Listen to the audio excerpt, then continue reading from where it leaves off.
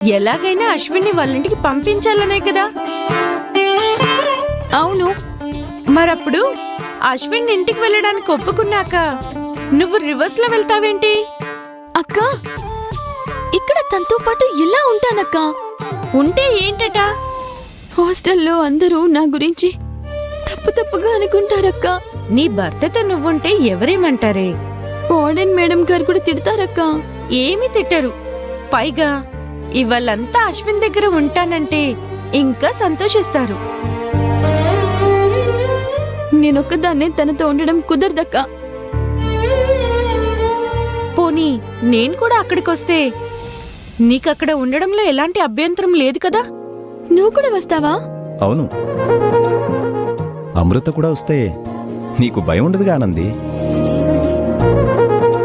బావగారు, మీరు అక్కతో పక్కనే ఉన్నారా? నువ్వు నీ భర్తను చూడ్డానికి వెళ్ళావు, నేను నా భార్యను చూడ్డానికి వచ్చాను.